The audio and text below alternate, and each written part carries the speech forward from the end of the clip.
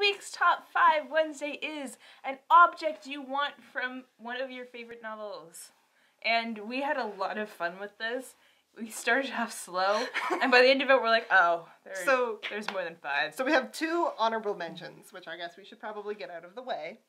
Honorable mention number 1, the tattoos from Uglies, Pretties, and Specials. The ones that like move and change, like, I don't know, based on your mood, based on like the score of the latest hockey, I don't know. Just think about it, like you could have like a tree on your arm and like, you know, it follows the seasons.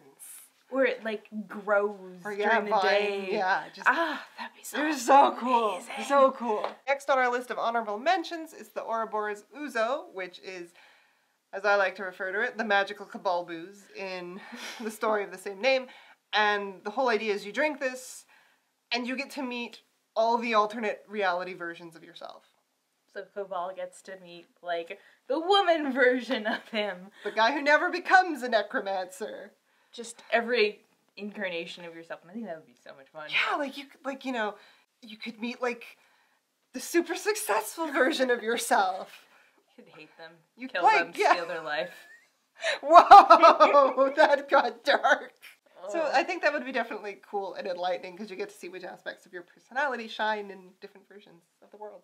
Also, there's probably a really cool, like, Mad Max dystopia version of me out there somewhere, and I'd really love to talk to them. So first of all these items is the one we both just agreed on instantly, like no question, is KELL'S coat. It's from the Darker Shade of Magic books, and it's this awesome coat which is like 12 or more coats folded into one coat, so he can like unfold it and it's one, and fold it back up and, you know, turn it inside out, it's a different coat. He doesn't know how many coats there are. There are coats that he hasn't seen in like a few years. They just like appear. Can you imagine leaving something important in your pocket one day? No, that would be a nightmare. Oh no, my bus ticket. Fuck. Oh no, my phone. I have like 3 phones in here somewhere. It's such a cool concept and I just absolutely adore it, and that was what sold me on the rest of the book. I was just like, if this cool code exists, what else can happen?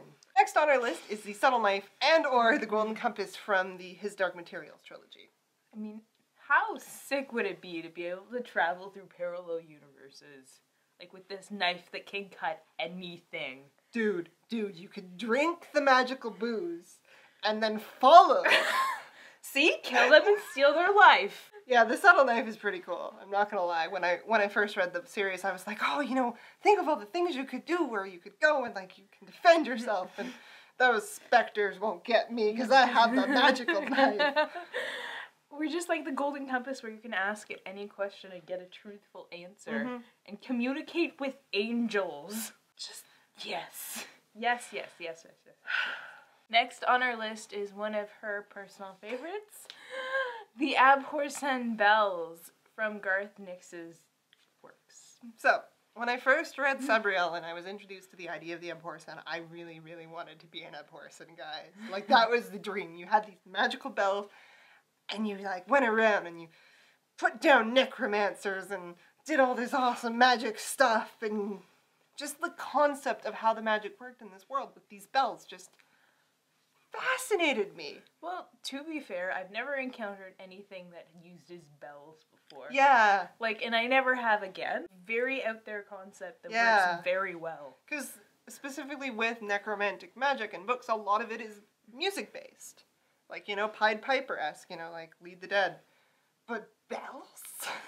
I'm gonna fight you! Ding, ding, ding, ding! And then, you know, you like 2 bells at once and different patterns. And just, it was just so cool. You wanna fight?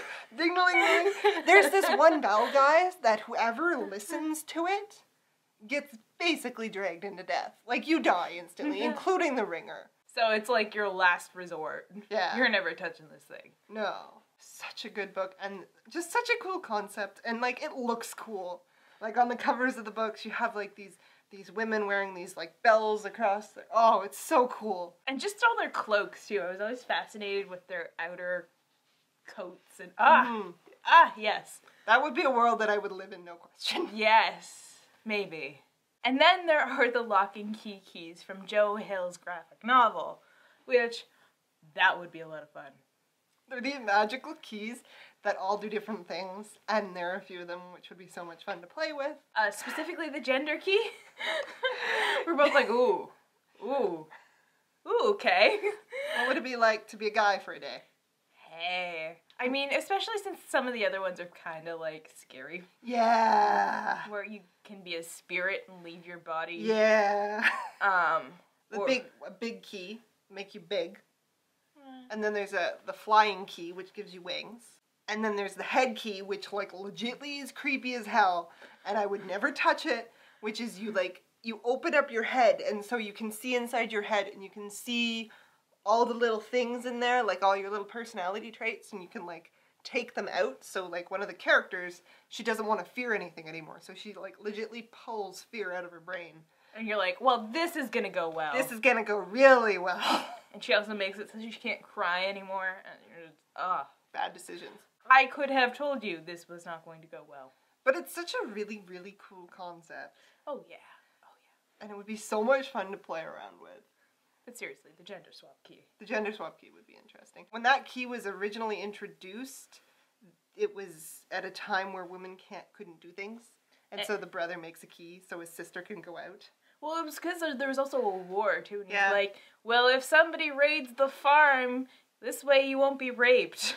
But the sister takes to the key and, goes out and goes brawling and like... joins the army and, yeah.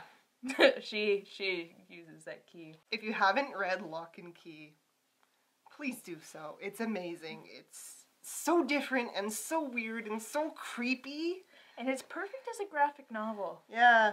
There's also an audiobook version, an audio drama, which would be interesting, and I believe it's up to be adapted into a trilogy movies. Last on our list is the Marauders map. But, see, I don't know how this one could be helpful unless you're actually at Hogwarts. I don't know, man. If I had the Marauders map, even if I wasn't at Hogwarts, I'd just sit there at work and just be like, I wonder what the gang's up to today. So you're telling me it's the magical version of Sims? Yes. Except that I don't control them. I'd be like, oh, look, there's Professor McGonagall just, bet she's teaching a class right now. I wonder what that class would be like. Reality TV. It would... Now, granted, if I was actually at Hogwarts, had the Marauders map, that would be like the best. The best. So those were our favorite items from books that we really, really wish that we could have. Tell us about the objects you would like in the comments below. Also, tell us about what you think your alternate reality versions of yourselves would be like. It's fun. It's fun. Just get creative. Yeah. Alright, so talk to you later, guys.